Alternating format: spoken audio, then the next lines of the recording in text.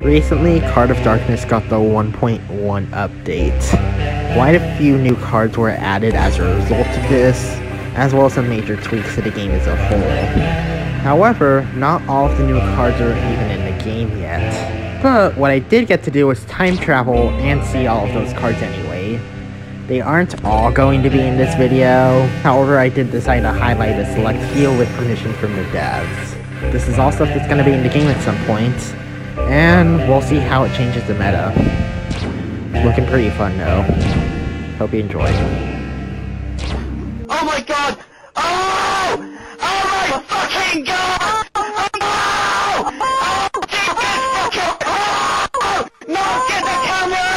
When you kill the host, its pile and a nearby pile will swap places. You can use this to get out of a sticky situation with the pile that the host is on. However, this is ill-advised unless you know what you're doing. The rabbit just likes to teleport everywhere and it's really annoying. It's even worse if you're using a heavy club or if you're stunned, so don't even bother with it if you're in that state. Unless the game forces your hand, but still, try to avoid it. If you're holding the heavy club, you're effectively stunned. This one is a bit of a double-edged sword. On one hand, it's really helpful with stuff like the Potion of Patience, but on the other hand, oh god forbid if there's a rabbit on screen while you have this equipped. If two cards are linked, when one is picked up, the other takes damage equal to the value of the card that was picked up. The whole point of the Soulmate is that it constantly links itself to other cards. This is probably one of the easiest cards to deal with if you get stuck with it at a high value. You can just attack the weaker cards that it links to until you have it manageable. There is also Link Scroll with similar effects to the Soulmate. Your best bet with that is to use it on a Potion of Patience. This is just a banner beast that moves up and down every turn and affects the entire row it's on. On one hand, the movement is nice because you don't have to permanently deal with increased enemies, and you have a window of opportunity to pick up helpful cards. On the other hand, Heavy Club. When you break the sword, it blows up, damaging all nearby cards. As long as you don't use it in your potions or treasure, you should be fine. This weapon is especially useful when you want to trigger a useful monster on break effects, such as the punching bag. Seas of Change randomly increases or decreases in value based on the monsters you defeat, and the weapon can be lost if it decreases by too much. Whatever you do, don't gamble the weapon. It's not worth it to defeat anything larger than the value of the sword. There is a lot of potential in this spell, some of which I don't want to uncover here for fear that it'll break the meta. Your best bet is using it to manage tough monsters. Only use this on monsters, please. It's only meant to decrease the value of cards. Now it's time for the stuff that you don't know about. Starting with a card that's going to release next month, defeating the shiny gives you a new status condition named Avarice.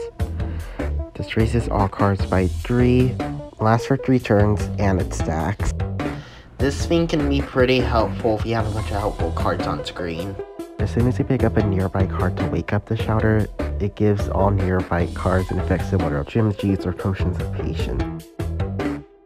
Opal drops small piles of gold on nearby piles when you kill them.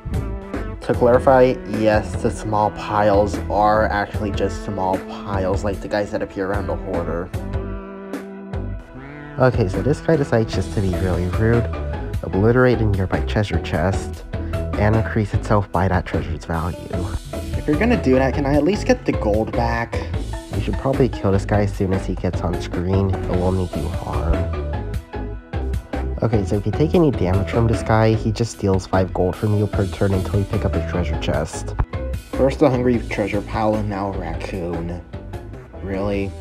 This card is one of the many ways to make stuff more valuable. Ah yes, the gold lottery. This guy's a potion and a scroll in one card. That's kind of overpowered, not gonna lie. A, I don't know its rarity, and B, I don't know if it has consistent value. because this sword increases all weapons if it's type bite 2, I would recommend picking as many up as possible.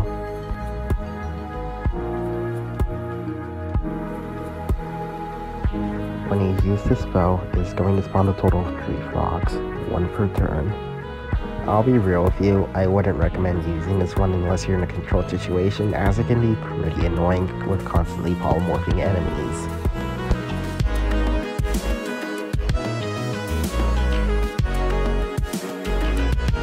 This spell turns the card that uses it on into a golden treasure chest. I cannot stress how overpowered this is going to be. Any high valued card on the map, you can just deal with it by using this card, and he gets some gold.